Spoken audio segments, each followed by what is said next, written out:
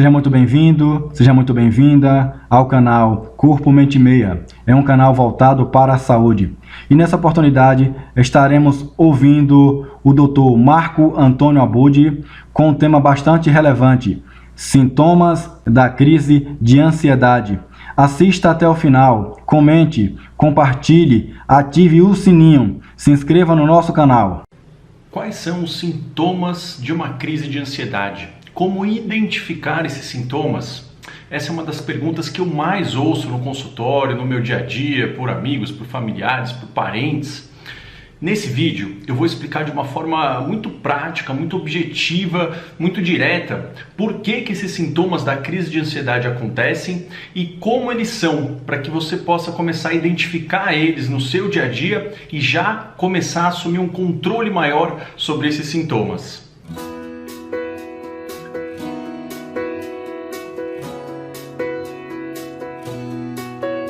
Olá, eu sou Marco Antônio Abud, médico psiquiatra pela Universidade de São Paulo e fundador aqui do canal Saúde da Mente. Então eu vou começar esse vídeo dividindo ele em duas partes. Na primeira parte, aqui está o nosso cérebrozinho desenhado e eu vou explicar como que o cérebro dispara o gatilho da ansiedade.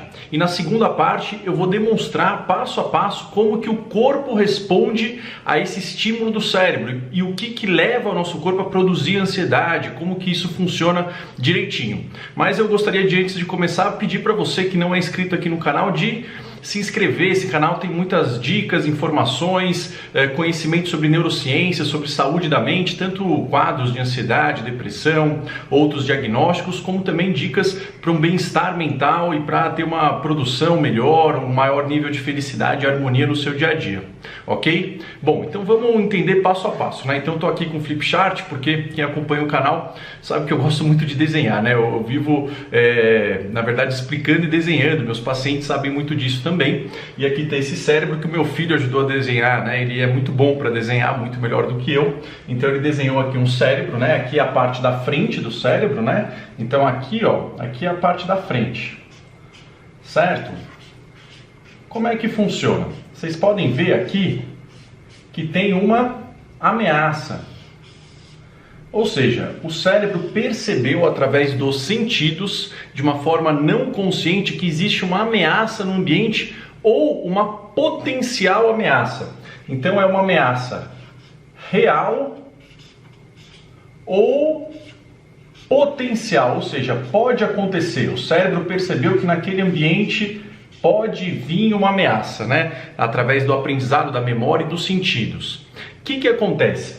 Isso vai ativar, aqui tem essa linha pontilhada, uma área aqui bem primitiva do cérebro, né? São várias áreas, mas a principal dela é a amígdala, que não é a amígdala da garganta, né? Amígdala. É a amígdala cerebral, que faz parte, é um dos principais componentes do circuito de ansiedade. Isso é numa fração de segundos, de uma forma inconsciente. Nós não pensamos para isso acontecer. Então, a partir do momento que a ameaça real ou potencial ativou a amígdala, o que acontece? Existe, através de vários circuitos, um aumento de adrenalina.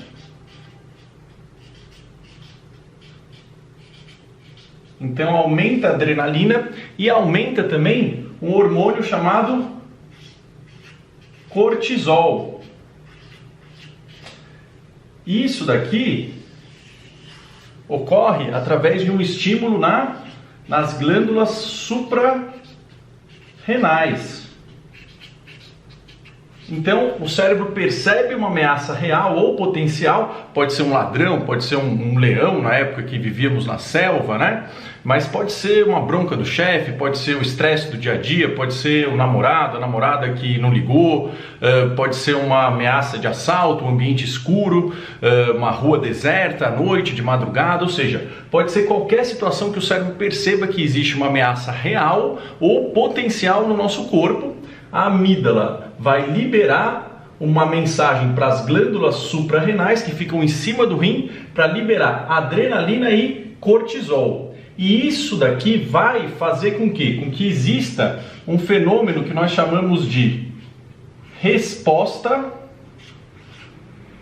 resposta de luta ou fuga. Então, esses dois hormônios vão ter que ação.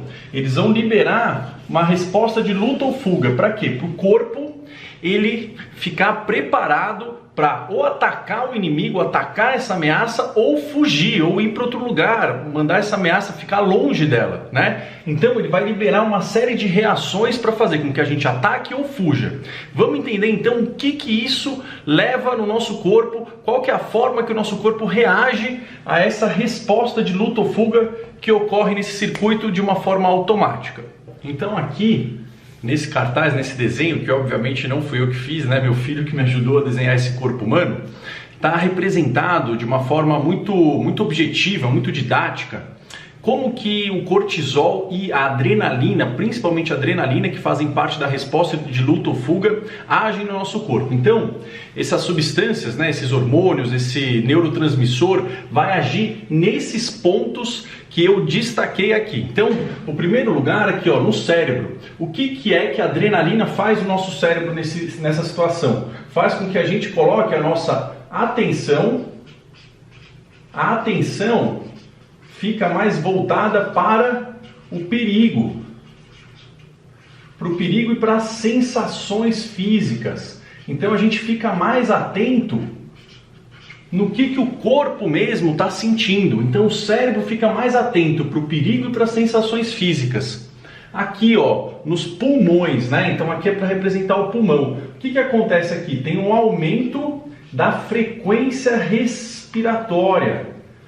A gente respira mais rápido. E isso pode dar uma sensação de sufocamento. Então muitas pessoas sentem como se o ar estivesse faltando. Isso altera a troca de gases, né? Diminui o gás carbônico, aumenta o nível de oxigênio e isso leva a que sintomas? A uma sensação de formigamento,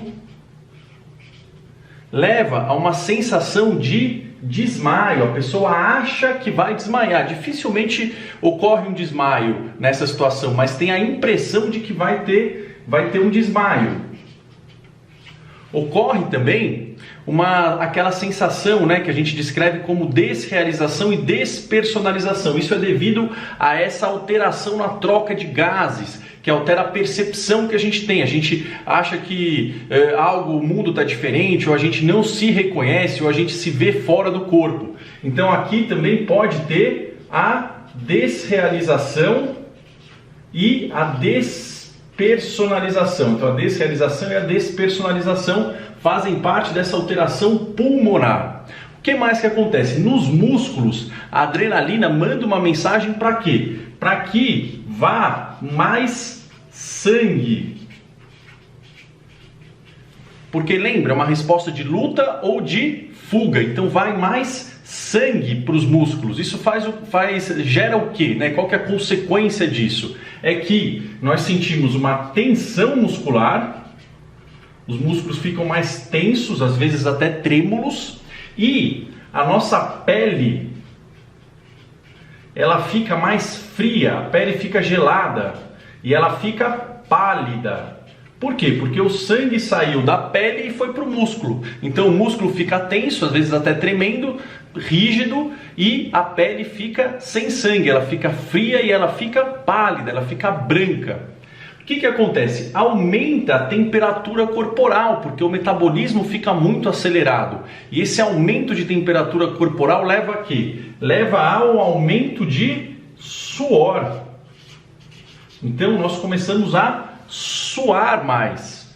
Aqui, ó, a saliva ela diminui a produção de saliva pela boca.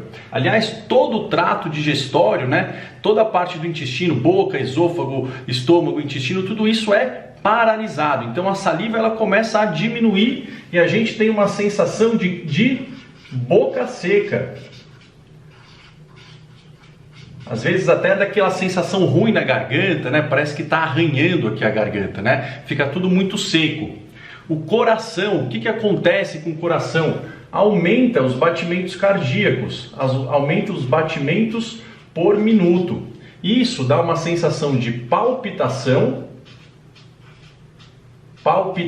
como se o coração estivesse saindo pela boca, e aumenta a pressão arterial. Então a pressão fica maior, mas isso é normal. Muita gente acha que a pressão alta que causa esse sintoma de ansiedade, quando na maioria das vezes é o contrário, né? Essa resposta de luta ou fuga, que é a resposta da ansiedade, é uma resposta evolutiva para a gente atacar o perigo e fugir, e isso leva a um aumento de pressão. O que mais que ocorre? No intestino e no estômago, lembra que a gente falou? Eles diminuem o funcionamento. Eles diminuem a função. Diminuindo a função do intestino e do estômago, o que a gente sente, né? O estômago paralisando, ele não vai liberar, né, o ácido que ele produz. Então pode dar dor de estômago, pode dar uma sensação de náusea, né, de voltar o alimento, então de náusea, até de vômito pode acontecer. Pode dar uma sensação de queimação, porque o estômago não está liberando ácido, ele volta aqui para o esôfago e dá essa sensação de queimação. E no intestino pode acontecer de ter uma constipação, mas antes o intestino paralisa totalmente. E aí ele pode ter uma diarreia aguda com depois ocorrendo, né, depois dessa diarreia ocorrendo uma constipação. Então todas essas alterações, né, intestinais, dor de estômago, o intestino ficar primeiro soltar, depois ele prender, uma sensação de refluxo, de náusea, às vezes até vômitos, queimação, tudo isso pode acontecer por quê? Porque a adrenalina faz o funcionamento do intestino e do estômago diminuírem, né? E também na bexiga, eu acabei nem colocando aqui, a adrenalina ela aumenta a contração da nossa bexiga, então dá mais vontade de fazer xixi. Então muitas pessoas também têm isso. E isso tudo, qual que é o objetivo dessa resposta de luta ou fuga? Então, tudo isso é a resposta de luta ou fuga. E isso daqui, a resposta de luta ou fuga, é igual à crise de ansiedade. Então, crise de ansiedade, crise de pânico, nada mais são do que o corpo reagindo a ameaças para lutar ou fugir delas. Então tudo isso tem um objetivo, fazer com que a gente tenha maior quantidade de energia no corpo, maior quantidade de sangue nos músculos e de oxigênio para conseguir fazer esse processo.